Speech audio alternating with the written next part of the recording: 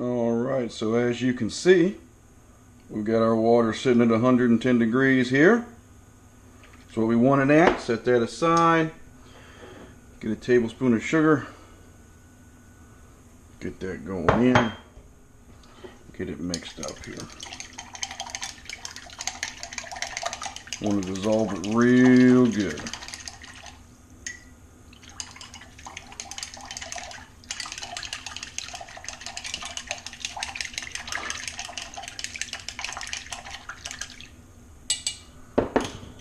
Okay.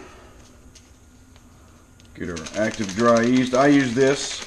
Some people prefer the fast acting or whatever, and I just always have good luck with this one right here. Pack it. Get it all in there. Stir it around just a little bit.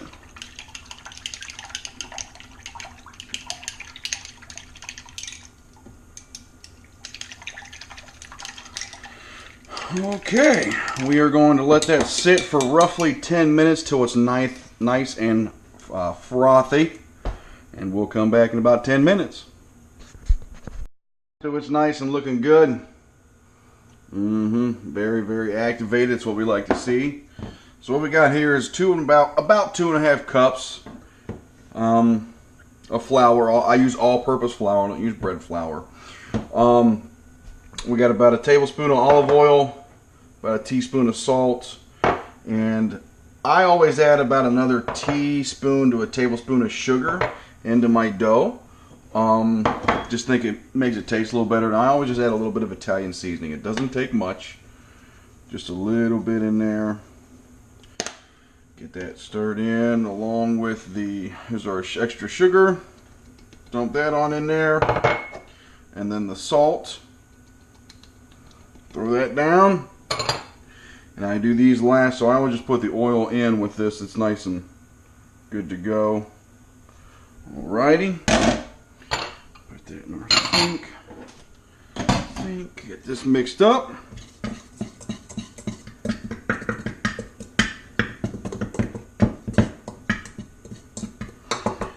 Okay. Take our ingredients here. We're going to go get it mixed up, ready to go.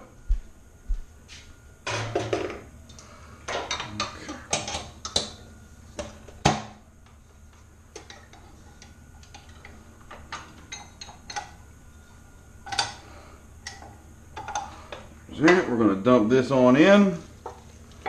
Make sure to get it all in there.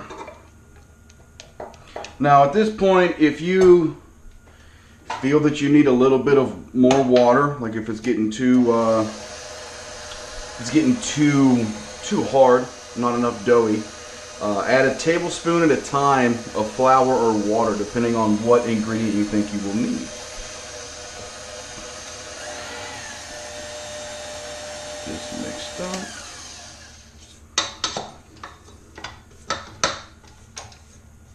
It's gonna get a little messy, but it happens. No big deal. So we got paper towels.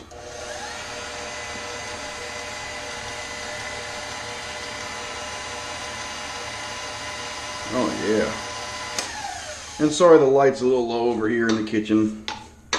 Only got one big fixture. It's over closer to the center. But you can kind of see what we're working with here.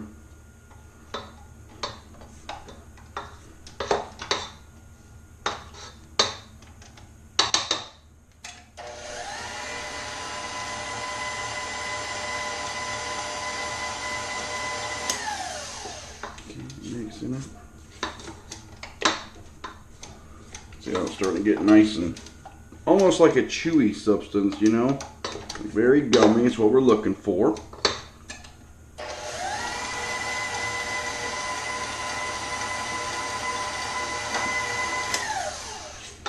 And in there. Okay. Give me a little tablespoon of water.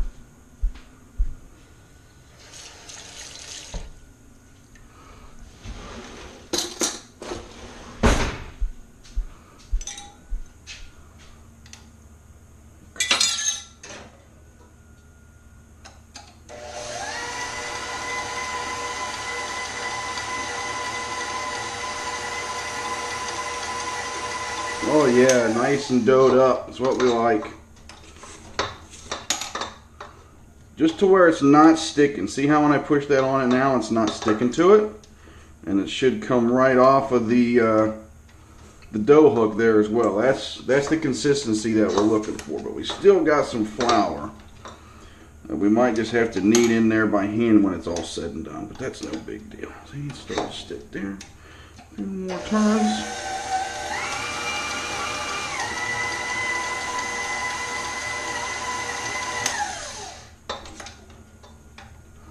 Drop it down.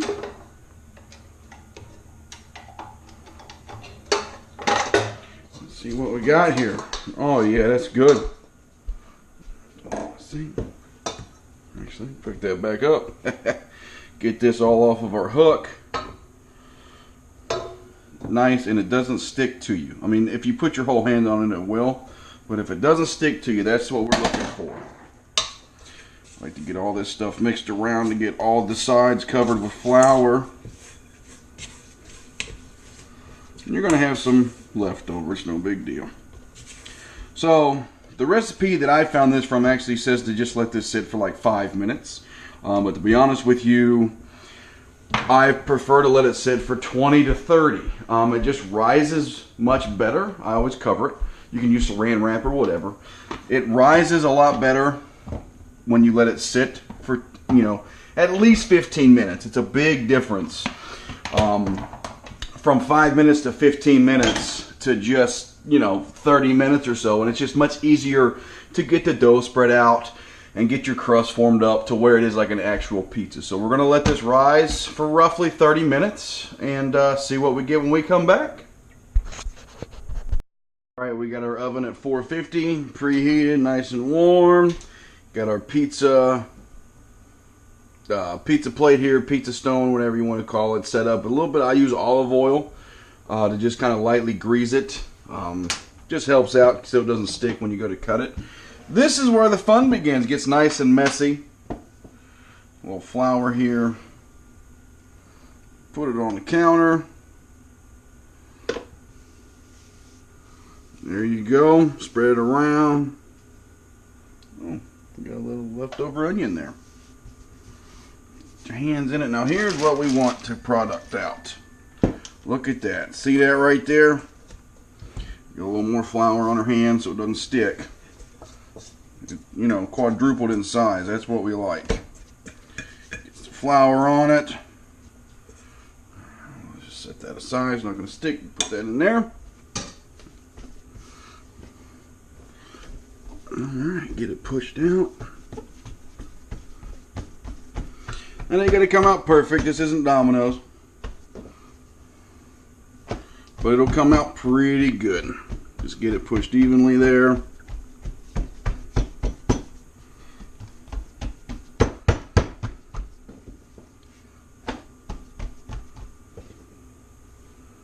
It's okay. Just a hard spot, don't worry. Toss it on. Get it spread out just as even as you can. Okay. Now I just use my fingers like that to form the crust.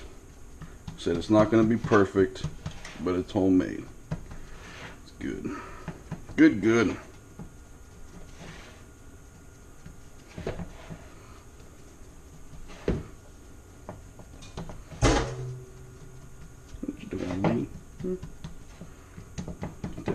Up there. Okay, so we got our nice little crust wall formed. Today I'm making barbecued pizza. You can use regular sauce. It's the same thing, the same steps. Spread it around.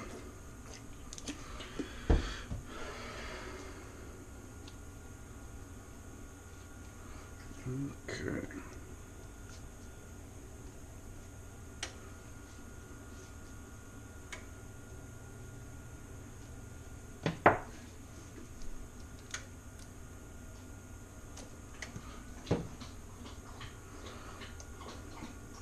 See, what I found out is if you let it sit for the 5 minutes, it's really hard to get to this point where it's, you know, somewhat evenly pressed out on your pizza stone and stuff. It's just, I like to let it sit. I mean, yeah, it's probably been about 35-40 minutes, but it's worth the wait, because it's so much quicker, and you don't lose your good dough.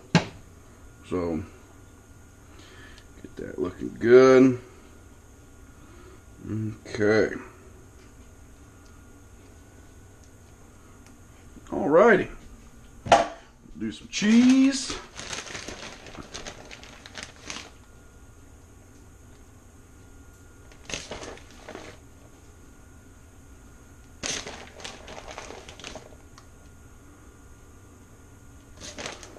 Mozzarella.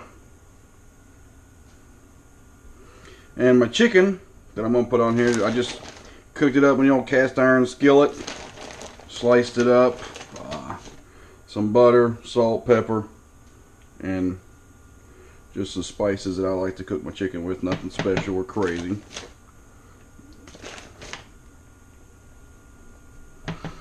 Okay, there we have that.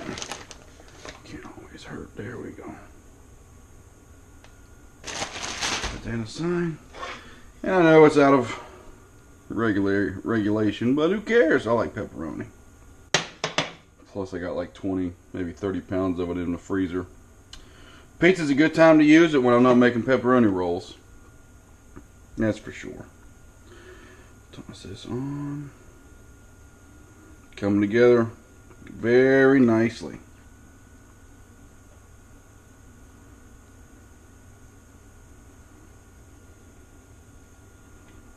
Okay.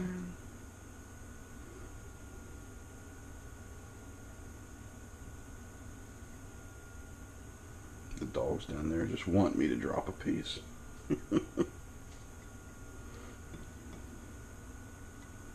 Not happening.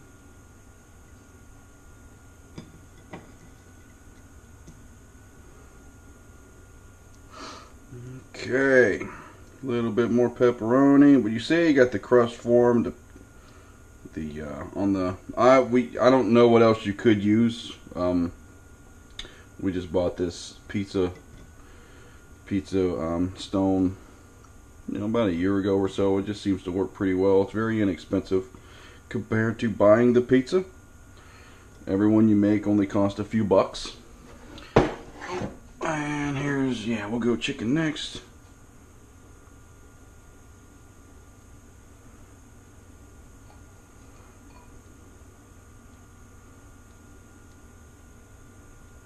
Okay.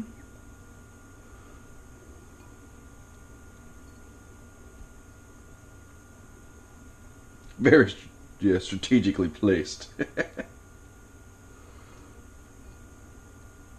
Just try to get it even.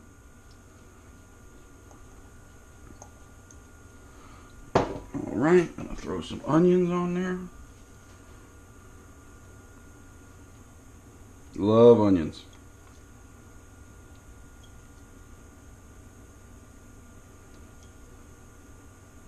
Only about a half an onion for a whole pizza, so good and spread out. Oh, yes. Okay, got a double piece. And then for the mushrooms,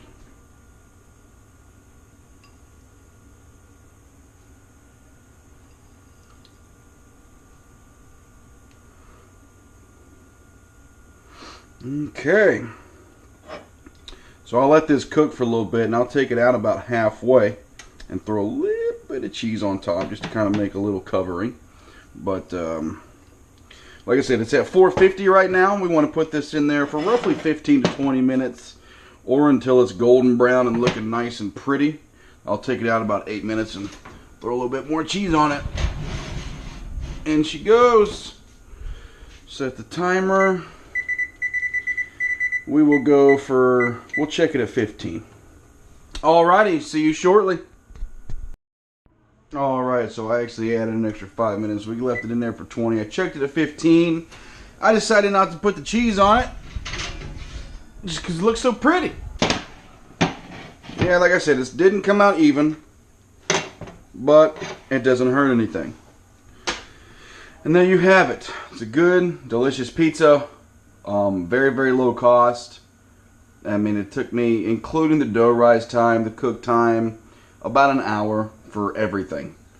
I like this recipe that I use here, so I figured I'd share it. So go ahead and like the video and let me know what your feedback is.